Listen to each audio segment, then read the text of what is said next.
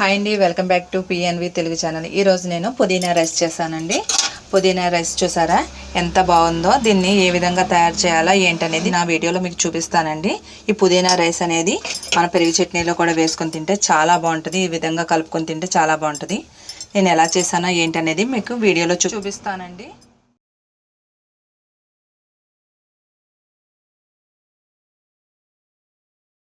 పుదీనా రైస్కి కావాల్సిన పదార్థాలండి. పుదీనా శుభ్రంగా కడిగి పెట్టుకున్నాను, 2 పచ్చిమిరకాయలు, పుదీనా, నెక్స్ట్ రైస్ ఉడికించి చల్లార్చి పెట్టుకున్నాను రైస్ని, సాల్టు, పసుపు, ఆయిల్, ఉల్లిపాయలు, పచ్చిమిర్చి, అల్లం వెల్లుల్లి పేస్ట్, ఒక టమాటా ముక్కలు చేసి పెట్టుకున్నాను, నిమ్మకాయ. పుదీనా ఎలా తయారు చేయాలనేది ఇప్పుడు మీకు చూపిస్తున్నానండి. ఇప్పుడు పుదీనాని మిక్సీ పట్టుకోవాలండి. ఇప్పుడు గ్రైండ్ చేసి పెట్టుకోవాలండి. పచ్చిమిరకాయలు ముక్కలుగా కట్ చేసుకుని చేత్తో ఇందులో వేసుకోవాలి. ఈ పుదీనాని మిక్సీ పట్టుకోవాలి మెత్తగా. ఇందులో కొద్దిగా పసుపు, కొద్దిగంత సాల్ట్ వేసుకోవాలి.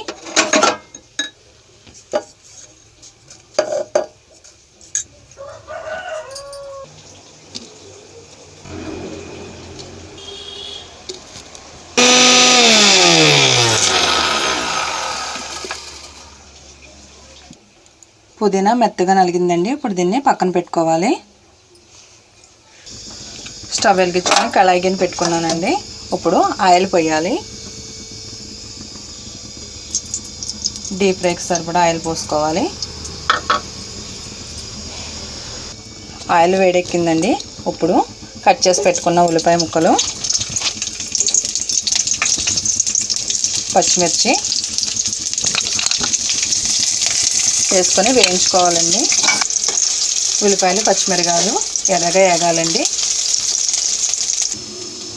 ఉల్లిపాయ పచ్చిమిరకాయలు వేగిపోయాయండి. ఇప్పుడు అల్లం వెల్లుల్లిపాయ పేస్ట్ కూడా వేసి వేయించుకోవాలి.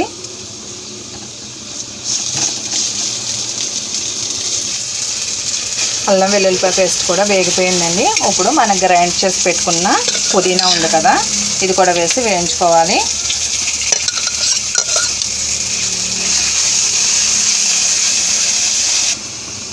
ఇప్పుడు పుదీనాలో కొద్దిగా వాటర్ అండి. ఇందులో మిక్సీ చేసుకున్నాం కదా, కొంచెం పుదీనా అనేది ఉంటుంది కాబట్టి లైట్ కొద్దిగా వాటర్ పోసుకొని వేయించుకోవాలి.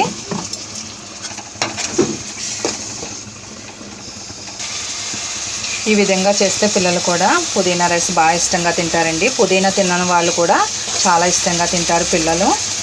చూసారా, ఈ రైస్ వేగిపోతుంది. వేగినప్పుడు ఈ ఆయిల్ అనేది పైకి వచ్చేస్తుంది అనమాట. మనకు వేగిందో లేదో అర్థం అవ్వాలంటే ఆయిల్ అనేది మొత్తం పైకి వచ్చేస్తుంది. ఇప్పుడు కట్ చేసి పెట్టుకున్న టమాటా ముక్కలు ఉన్నాయి కదండి, ఇవి కూడా అందులో వేసి వేయించుకోవాలి. టమాటా ముక్కలు కూడా మగ్గాలి.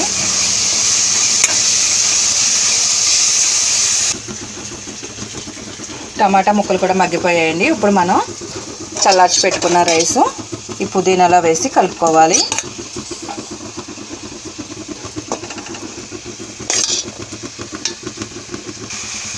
ఈ రైస్ మొత్తం కలుపుకోవాలండి పుదీనాలో.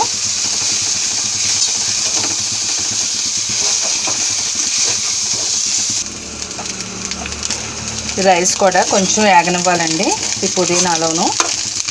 ఈ విధంగా చేస్తే పిల్లలు కూడా చాలా ఇష్టంగా తింటారు. చాలా బాగుంటుంది అనమాట. ఇందులో పెరుగు చట్నీ కూడా వేసుకొని తినచ్చు. ఇప్పుడు కొద్దిగంత సాల్ట్ వేసుకోవాలండి.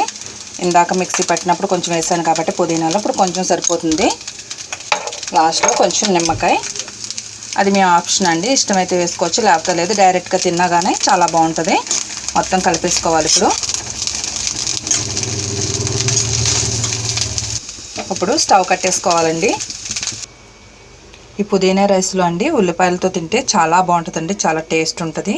ఈ విధంగా మీరు కూడా ట్రై చేయండి.